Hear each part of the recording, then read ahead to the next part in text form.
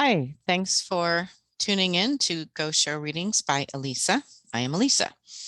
Today I'm going to be reading to you from Volume 2 of the major writings of Nichiren Daishonin, the Gosho called Curing Karmic Disease. In the newer translations, you will find this under the title On Curing Karmic Disease, and it is in Volume 1 of the writings of Nichiren Daishonin on page 76. This Gosho was written to Ota Jomyo on November 3rd, 1275. We shall begin. I see from your letter that you have been stricken with a painful affliction. Knowing you are in agony grieves me, but on the other hand, it is cause for delight. The Vimalakirti Sutra states, quote, once the wealthy Vimalakirti of his own volition became ill. At that time, the Buddha told the Bodhisattva Monju to go and visit him and inquire after his illness, unquote. The Nirvana Sutra says, quote, at that time, the Tathagata assumed the appearance of one who is ill in body and lay on his right side like a sick man, unquote. The Lotus Sutra states, the Tathagata is at ease with few ailments and troubles, unquote. The 8th volume of the Makashikan explains, quote, Vimalakirti utilized his sickbed in Vaishali to expound his teachings. The Tathagata used his death to teach the eternity of life and clarified the power of Buddhism through sickness, unquote. Another passage from the Makashikan says, quote, there are 6 causes of illness. 1, disharmony of the 4 elements. 2, immoderate eating or drinking. 3, poor posture. 4, an attack by demons from without. 5, the work of devils from within. And 6, the effects of karma. The Nirvana Sutra states, the Nirvana Sutra reads, quote, there are 3 types of people whose illness is extremely difficult to cure. They are 1, those who slander Mahayana Buddhism. 2, those who commit the 5 cardinal sins. And 3, those of incorrigible disbelief, or ikchantika. People in these categories suffer the worst known maladies, unquote.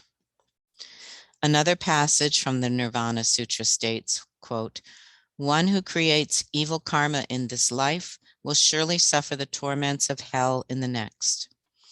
However, by serving the 3 treasures, one can avoid falling into hell in the next life, but will instead suffer afflictions of the head, eye, or back in this one, unquote.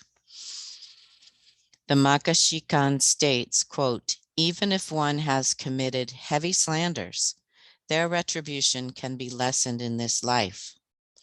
Thus, illness occurs when evil karma is about to be dissipated, unquote. And that is a commonly quoted line. So I'll read it again. Thus, illness occurs when evil karma is about to be dissipated.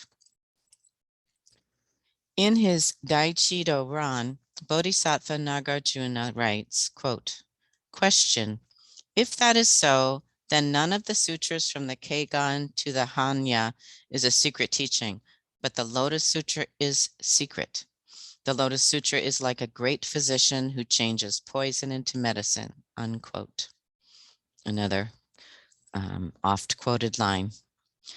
Tiantai explained the quotation further, saying, quote, this sutra enables the people of the 2 vehicles, which is learning and realization, to attain enlightenment in the same way that a skilled physician can change poison into medicine, unquote. Therefore, the Daichido Ran reads, quote, no other sutras are secret, but the Lotus Sutra is secret, unquote. The Makashikan says, quote, Since the Lotus Sutra can cure illness, it is also called Myo or mystic, unquote. Miao said, quote, because it can cure that which is very difficult to cure, it is called Myo or mystic, unquote. The Nirvana Sutra relates the following story.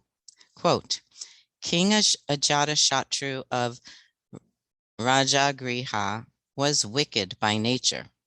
He killed his father, but later, in a fit of remorse, he developed a high fever and boils broke out over his entire body.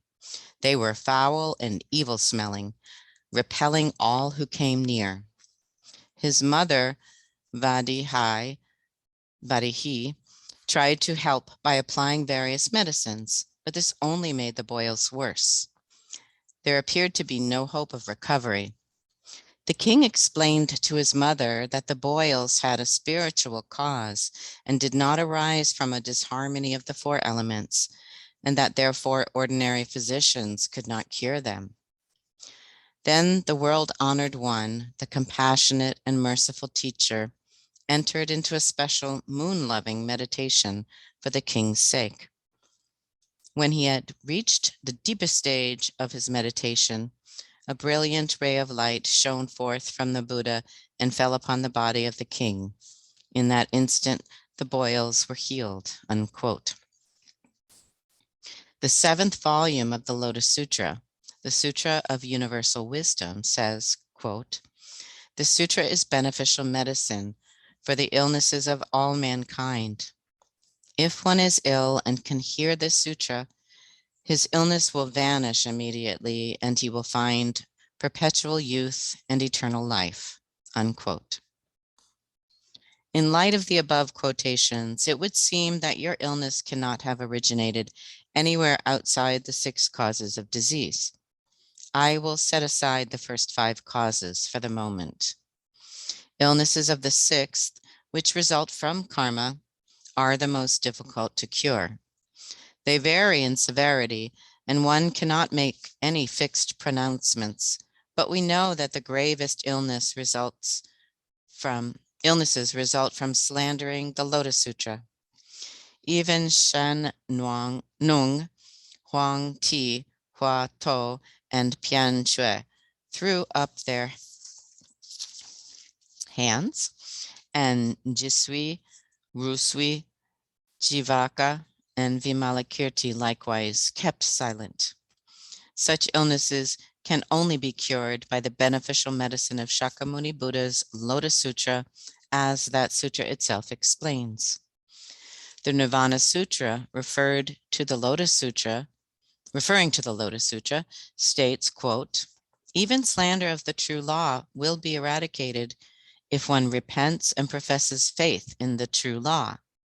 He should devote himself to the true law because no other teaching can save or protect him," unquote. The great teacher Miao Lo says, quote, "Shakyamuni himself in the Nirvana Sutra says that the Lotus Sutra is the highest of his teachings," unquote. He further says, quote, "One who falls to the ground rises by pushing himself up from the ground," which is one of my favorite quotes. And the quote continues, "In the same way, one with an evil heart who is destined for hell can, by slandering the true law, be saved by it," unquote. I'll read that quote again in full. Shakyamuni himself in the Nirvana Sutra says that the Lotus Sutra is the highest of his teachings, unquote. He further says, "One who falls to the ground rises by pushing himself up from the ground. In the same way, one with an evil heart who is destined for hell can, by slandering the true law, be saved by it." And this is from Miao Lo's Hokemongu Ki. Bodhisattva Vasubandhu was originally a scholar of Hinayana Buddhism. In an effort to prevent Mahayana Buddhism from spreading throughout India, he wrote 500 treatises on Hinayana Buddhism. He awoke to the error of his views, however, when he talked with Bodhisattva Asanga. Vasubandhu told Asanga that he wanted to cut out his tongue in order to eradicate the error of his former preaching. Asanga restrained him, saying, quote, "Instead, use your tongue to praise Mahayana Buddhism," unquote. Then Vasubandhu immediately wrote 500 treatises on Mahayana Buddhism in order to refute Hinayana Buddhism. He also vowed that he would never preach another word of Hinayana Buddhism for the rest of his life. In this way, he eradicated his slander and was later reborn in the heaven where Bodhisattva Miroku lives. Bodhisattva Ashvagosha, a native of eastern India, was 13th among Shakyamuni's successors. At one time, Ashvagosha had been a leader of Brahmanism. However, when he debated with the Buddhist monk Punyayasha over the validity of their respective teachings, he quickly realized the superiority of Buddhism. Ashvagosha was prepared to behead himself in order to pay for his past offenses, saying, quote, "I have been my own worst enemy, leading myself to hell," unquote. But Punyayasha admonished him, saying, quote, "Do not behead yourself. Instead, use your mind and your mouth to praise Mahayana Buddhism," unquote. Ashvagosha soon thereafter wrote the Daijo Kishinron, Awakening of Faith in the Mahayana, in which he refuted all Brahmin teachings as well as Hinayana Buddhism. This marked the beginning of the spread of Mahayana Buddhism in India. The great teacher Chi Tsang of Chiashang Temple was among the most outstanding scholar priests in China. He was the founder of the Sanron sect and lived in Hui in Wu. Believing that none could equal him in knowledge, he was very haughty. He challenged the great teacher Tian Tai to discuss the meaning of the phrase in the Lotus Sutra, which states, quote, "Of all the innumerable sutras I have taught, now teach, or will teach in the future, the Lotus Sutra is the most difficult to believe and the most difficult to understand," unquote. In the debate, Chi Tsang was soundly defeated and thereupon renounced his misguided beliefs. In order to expiate his heavy slander of the true law and those who practiced it, he gathered more than 100 eminent scholars and begged Tiantai to lecture to them. Chi Tsang used his body as a bridge for the great teacher Tiantai to walk on and supported Tiantai's feet with his head. Moreover, he served Tiantai for 7 years, cutting firewood and drawing water for him. He ceased giving lectures of his own, dispersed his followers, and, in order to purge himself of his great conceit, refrained from reciting the Lotus Sutra. There's a footnote here that says, that is, Chi Tsang felt he was not qualified to recite the Lotus Sutra. A passage from the Gosho Requital for the Buddha's Favor reads, quote, "He, Chi Tsang, said, if I were to go on standing before my disciples and lecturing on the Lotus Sutra, they might suppose that I have the ability to understand the sutra correctly, when in fact I do not."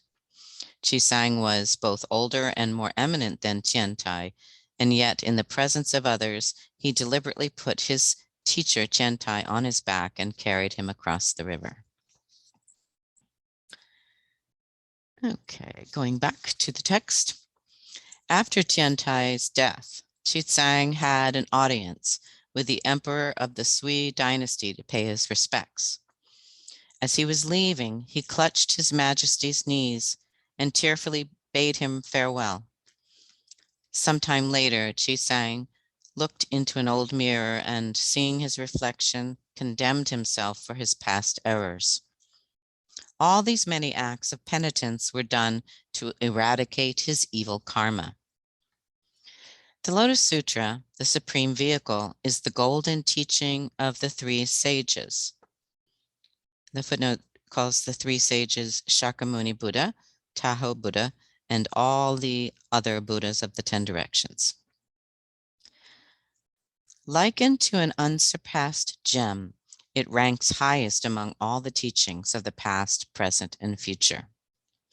There are passages in the Lotus Sutra which say, quote, "This sutra is superior to all other sutras," unquote, and, quote, "The Lotus Sutra is the foremost of all teachings," unquote.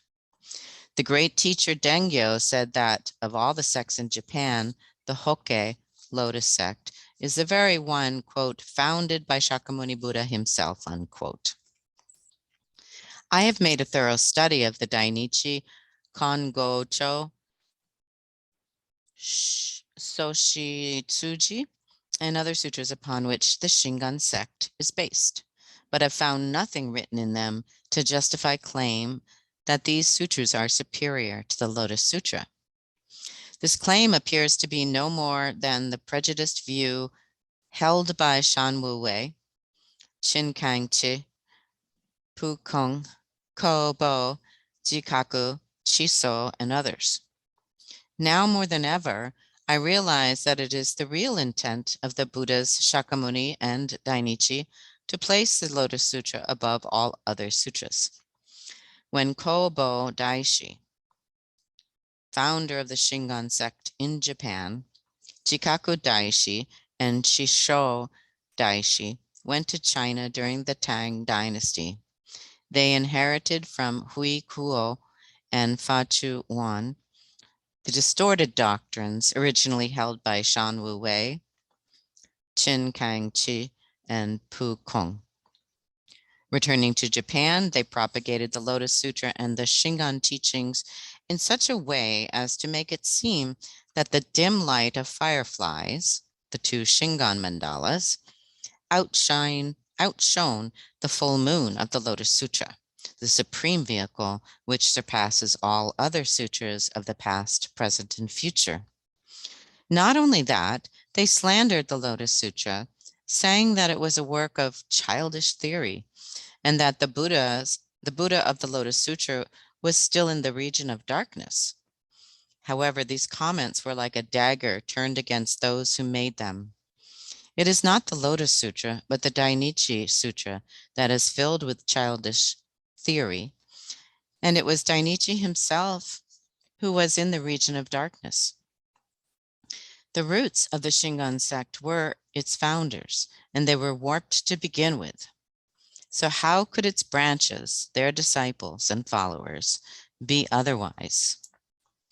Contamination at the source of a river will pollute its entire length. It's a great quote too. Contamination at the source of a river will pollute its entire length. Because of this, the tree of Japan has had a long, dark night and is now about to be blighted by an alien frost.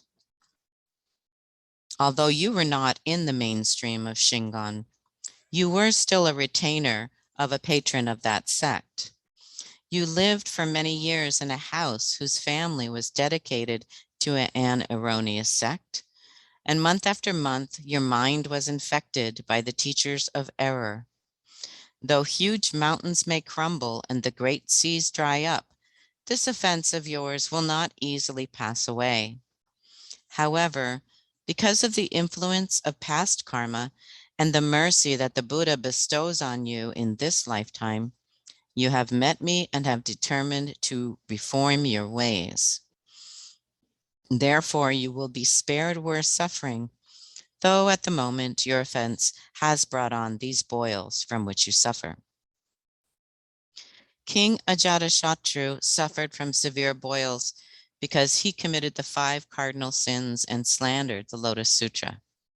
But his boils disappeared instantly when the light produced by the Buddha's moon-loving meditation illuminated his body.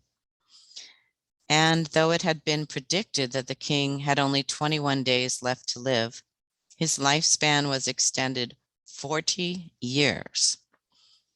In deep appreciation, he rendered full support to 1,000 arhats so that they could record the golden teachings of the Buddha, thus enabling the spread of Buddhism in the ages of the former, middle, and latter days of the law. Your boils have resulted from only one offense, slandering the Lotus Sutra. The healing power of the mystic law you now embrace is superior to that of the Buddha's moon-loving meditation. There is no reason why your boils cannot be healed and your life extended. If these words of mine do not prove to be true, you should shout, "The Buddha, the eye of the entire world, is a great liar, and the Lotus Sutra of the Supreme Vehicle is filled with falsehood. The world-honored one should give me proof if he cares about his good name. All the saints and sages should come to protect me if they do not want to be untrue to their vows." A letter cannot convey all that one would like to say, and words cannot fully express what is in the heart. The rest will have to wait until the next time we meet. Respectfully, Nichiren, the 3rd day of the 11th month. I really love this Gosho personally because it seems like such a perfect example of how to give strict yet encouraging guidance. He opens up with this empathy, aware that the disciple is suffering and expressing that that makes him suffer, but then looking on the bright side, saying that it's a cause for delight. And then he goes on to explain the Buddhist teachings that are relevant to this member's illness. And at the end, there's a little bit of humor, the idea of him going out and shouting at, that the Buddha is a great liar. But also an expression of Nichiren's tremendous confidence that the believer will definitely overcome his struggle. And then the warmth of that closing. I just really love this Gosho, and it has a lot of wonderful quotes that I often think of. So I'll read you the background now. Background says, this letter is a reply to Ota Jomyo's report that he was suffering from illness. It was written on November 3rd, 1275 at Mount Minobu, when Nichiren Daishonin was 54 years old. In the preceding year, he had left Kamakura for the recesses of Mount Minobu. There, after retiring to an out-of-the-way place, he devoted himself to laying an eternal foundation for his Buddhism as a universal religion. Ota Jomyo was a devout believer living in the province of Shimosa in central Japan.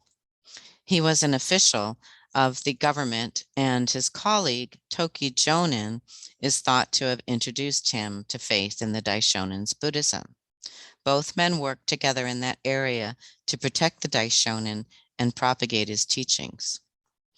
Around 1278, so 3 years after this Gosho was written, Ota was tonsured, though he remained a layman. He assumed the religious name Myo-nichi, or mystic son. Myo is also sometimes translated as wonderful, wonderful son, given him by the Daishonin. He is also called Ota Nyudo, Nyudo meaning one who is tonsured like a monk, but lives outside a temple, usually in his own home. Ota Jomyo received many writings, including, quote, on the 3 great secret laws, unquote, from the Daishonin, a fact which attests to the seriousness with which he regarded his religion. He died on April 26, 1283, the year after the Daishonin passed away, at the age of 62.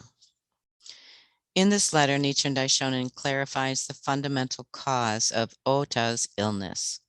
He explains that since Ota Jomyo had renounced his former faith in the Shingon doctrine and professed faith in true Buddhism, the evil effect of his past mistaken faith had appeared as sickness so that he could eradicate it once and for all. In other words, his past karma had become manifest so that he could erase it. This reminds me of when our leaders, you tell them you have a problem and they say, congratulations. Can be very annoying, but this is kind of where it comes from. The Daishonin then assures him of the essential cure for his illness, faith in the Lotus Sutra, that is the law of Nam-myoho Renge Kyo. Nichiren Daishonin explains that his Buddhism is the supreme medicine for suffering people throughout the world.